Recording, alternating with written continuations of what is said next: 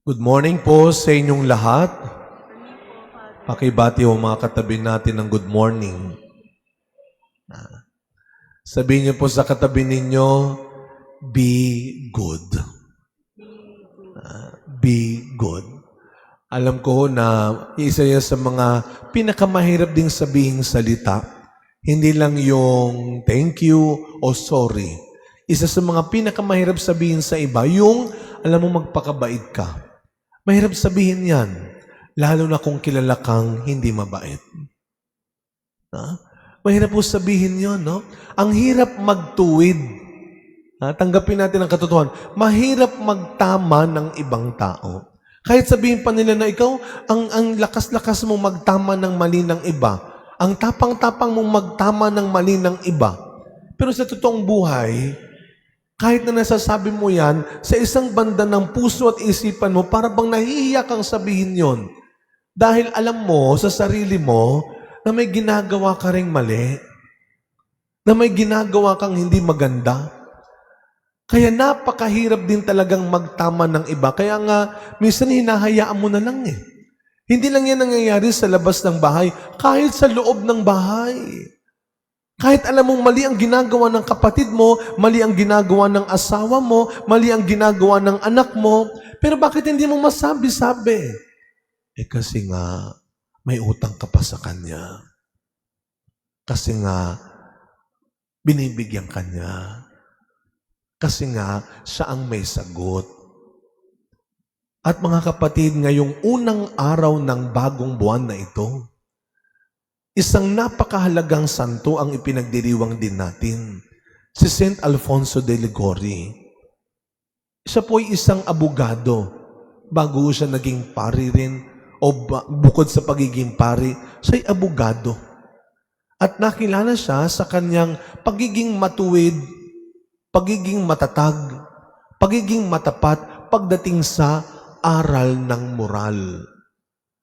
At ano ang narinig nating ebanghelyo? May kinalaman din po ito pagdating sa buhay moral natin. Sapagkat si Juan Bautista ay napugutan, pinapatay at nakilala sa pagiging matuwid na tao. Alam niyang may maling ginagawa si Herodes. Kinakasama niya ang asawa ng kanyang kapatid. Kaya hindi siya nagdalawang isip, hindi siya tumigil sa pagsasabi sa kanila na mali ang ginagawa ninyo, kasalanan ang ginagawa ninyo. Siguro, ang tapang-tapang ni Juan Bautista sapagkat alam niya na wala siyang ginagawang malumi, masama at mali. At yun naman talaga ang kapalit ng pagsisikap nating mabuhay ng matuwid at mabuhay sa tama. Wala tayong anumang ikinapapangamba. Dahil alam natin sa sarili natin, alam ng ibang tao, alam ng Diyos. Pero kung tayo po ay may inililihim at ginagawa ring kasalanan, marumi at mali, napakahirap magtama ng iba. At isa ho yan sa nagbibigay din ng sakit ng katawan natin at kalooban natin. Kaya kung ang araw na ito, sa tulong ng ating mahal na ina, ay araw ng pagpapagaling na hinihingin natin sa Diyos, hindi lamang po sakit ng anumang sa ating katawan. Higit sa lahat, laging pinapaalala ito, yung ating spiritual healing na tinatawag. Alam niyo po, sa paglipas ng buwan, sa ating pagdidebosyon sa ating mahal na si Saint Charbel Macluf, marami na akong kwento ng pagpapagaling na narinig at nalaman. At hindi lamang ito pagpapagaling sa katawan, kundi yung tinatawag nating conversion. Ano yung narinig niyo po yung kwento ni Father Benji nung siya ang nagmisa dito nung nobinaryo ni Saint Charbel? Ano ang isa sa mga ikinamangha niyang himala? Hindi yung pagpapagaling na nawala yung cancer, nawala yung bato sa kanyang katawan, nawala yung aneurysm, hindi. Kundi yung himala ng pagbabago at pagbabalik loob. Yung isa niyang parishioner na may anak na hindi na nagsisimba, Ang tabi nga parang pagano na daw yung kanyang anak dahil hindi na nagsisimba.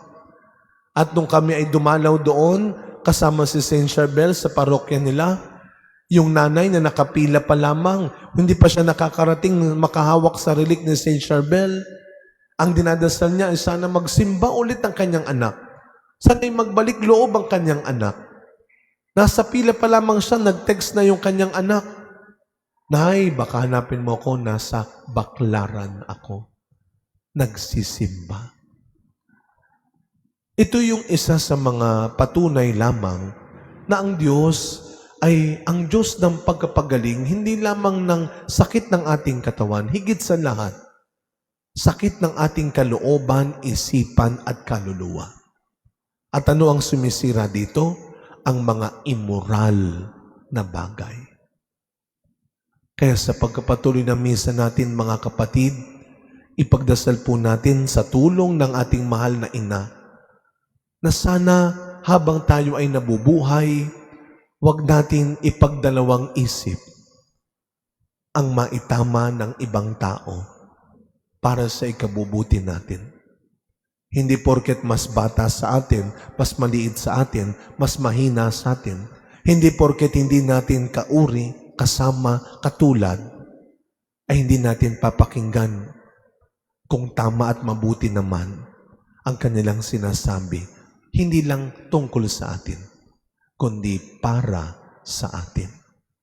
Araw-araw, hilumin nawa ng Diyos sa tulong ng mahal na ina ang anumang kasalanan, mali at marumi sa pagkatao natin. Amen.